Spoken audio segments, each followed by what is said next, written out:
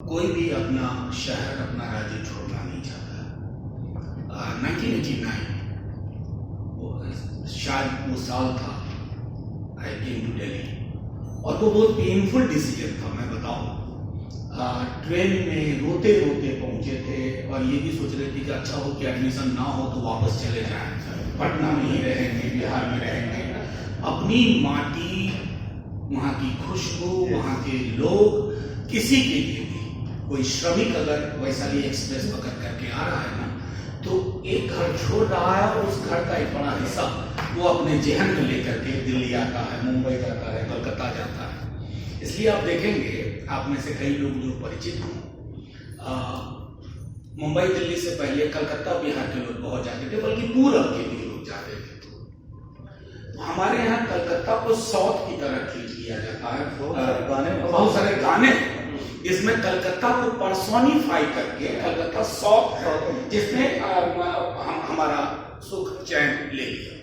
तो जब तक हमारे नीति निर्माता उस नजरिए से, भिखारी ठाकुर के नजरिए से नहीं सोचेंगे कि घर क्या चीज होती है, तब तक शायद, और मैं समझता हूँ उस तरह की पोएटिक सेंसिबिलिटी मैं सिर्फ इस सरकार में नहीं बल्कि सरकारों में पहली शर्त होती है कि उसके पास सेंसिबिलिटी ना हो। अभी इंदु भाई कह रहे थे कि पता नहीं ढंग से क्यों नहीं सोचते, वो ढंग से सोचते हैं।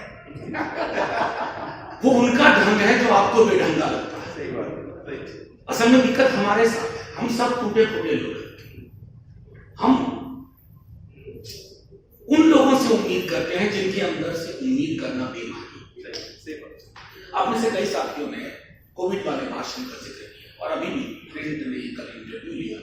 मैंने कहा, उसने कहा कि बहुत पॉपुलर हुआ, सोल स्टीयरिंग था। मैंने कहा ऐसा भाषण में दोबारा नहीं देना चाहूंगा। इसलिए नहीं देना चाहूंगा कि मैं पूरे देश को वैसा हेल्पलेस नहीं देखना चाहता। एक बहुत सारे सिविल सोसाइटी के हमारे साथ ही चले, आप सब जानते हैं, जो आज यहां बैठे होते। तो एक ऐसी राज्य व्यवस्था जहां मौलिक जो फंडामेंटल है, वो अगर आपको एक तो ना आए और आए तो खैरात की शक्ल में आए, तो राज्य की अवधारणा और संरचना दोनों पे सवाल करने का वक्त है। इसलिए वो ढंग से सोचते हैं, इसलिए हाशिए पे रखते हैं। तुलसीराम जी इस दुनिया में नहीं है, उन्होंने अपनी ऑटोबायोग्राफी लिखी, मुर्दहिया और मणिकर्णिका। और बनारस के जिस इलाके में, गाजीपुर के जिस इलाके में उनकी परवरिश हुई, जन्म हुआ, उन्होंने कहा कि अक्सर ऐसा क्यों था कि दलित बस्ती दक्षिण में ही बसती, गांव के हाशिए, क्योंकि पॉपुलर मिथ था कि रोग जितना है ना दलित में ही निपट जाए, ब्राह्मण राजपूत छुआ ना जाए उस रोग से। वो उसका एक डिफरेंट काइंड ऑफ फॉर्म हमारी सरकारों में भी। वो चाहते हैं कि ये जो सबल्टन है ये हाशिए पे रहे।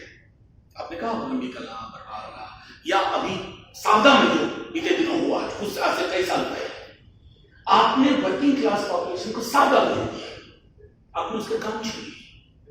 तो मेरा मानना है कि इस तरह की जो पहल है, जैसे रेलवे लाइन को लेकर के मैंने कई दफा पार्लियामेंट में कहा, कई बार बहुत अच्छे से इमोशनली रिक्वेस्ट भी की है कि रेलवे का एक्सपेंशन करते हैं। अभी आजकल एक नया शब्द आया है, ये सरकार शब्द करने में माहिर है।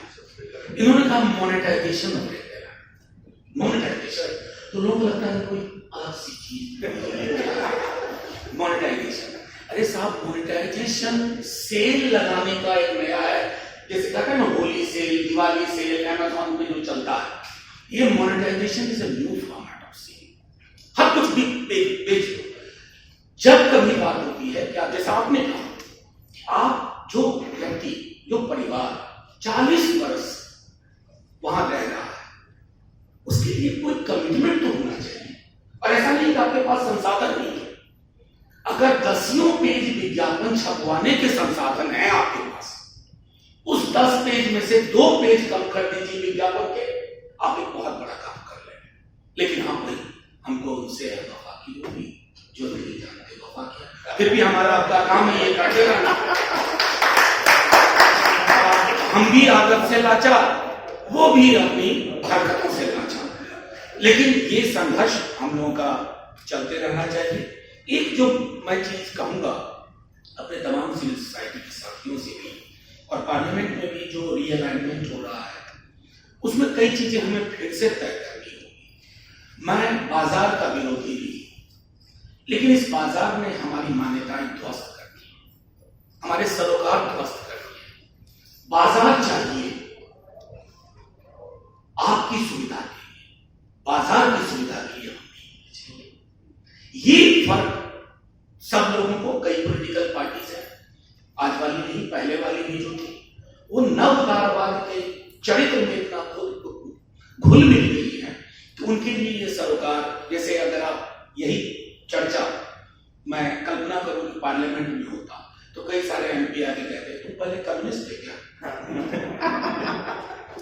ये जो सारी चीजें हो गई हैं उसे बहाल करना होगा।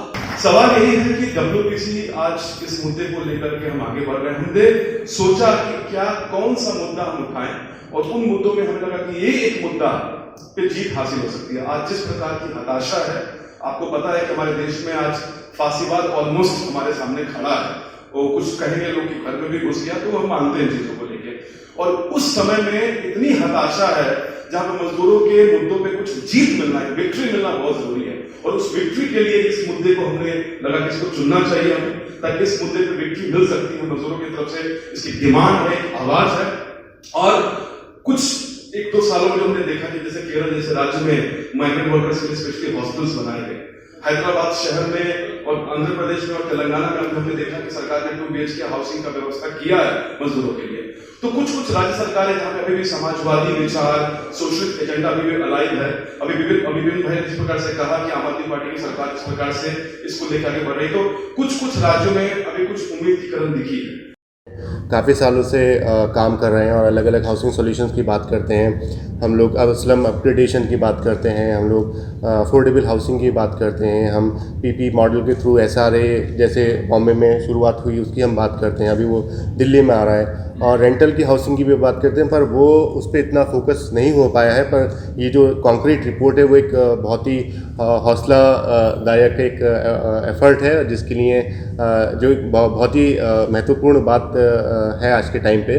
पर हमें जैसे सभी लोगों ने इस पर इसके बारे में बात करी, हिंट दिया कि ये जिस तबके के नाम से ये रिपोर्ट, ये जो स्कीम आई है, माइग्रेंट जिस कॉन्टेक्स्ट में ये स्कीम आई है, उन लोगों को ये वाकई में मिलेगी या नहीं मिलेगी।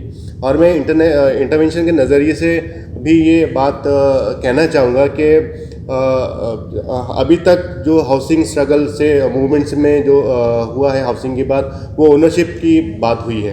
हमारी कम्युनिटीज़ में हम जितनी भी ऑर्गेनाइजेशन शायद आज के टाइम पे काम कर रहे हैं, वो उन्हीं लोगों के साथ कर रहे हैं जो ओनरशिप की बात करते हैं। तो उन्हीं कम्युनिटी में अगर हम रेंटल की बात करने जाएंगे तो वो लोग कितना रेडी होंगे, ये भी हमें देखने वाली बात है। हम सीजनल माइग्रेंट वर्कर्स की बात कर रहे हैं जो कुछ महीनों के लिए आते हैं और चले जाते हैं, और जो बस्तियों में रहते हैं और उनकी उसी बस्ती में वो सबसे ज़्यादा मार्जिनलाइज होते हैं, क्योंकि उनके वोट्स नहीं होते, वो वहाँ के वोटर नहीं होते हैं, तो उनको उस तरीके का पॉलिटिकल सपोर्ट भी नहीं मिल सकता है। तो उन लोगों के लिए उनके जो ग्राउंड पे हम पॉलिसीज़ को इम्प्लीमेंट करने के लिए जो ग्राउंड से सपोर्ट की ज़रूरत पड़ती है, जो प्रेशर की ज़रूरत पड़ती है, वो हम बना पाएंगे या नहीं बना पाएंगे, उसके बारे में मंथन करने की उतनी ही ज़रूरत है जितनी हम इसकी महत्वता की हम बात कर रहे हैं। तभी मुझे लगता है इसका फास्ट ट्रैक इम्प्लीमेंटेशन करवा पाएंगे। तो मेरा सिर्फ इस रिपोर्ट के कॉन्टेक्स्ट में सिर्फ यही एक पिन पॉइंटेड सजेशंस है कि हम उस तबके को कैसे मोबिलाइज करें, इन लोगों को, इसके लिए हम कैसे बोलें कि सरकार से रेंटल हाउसिंग की मांग करें, उस पर भी उतना ही हमें ध्यान देने की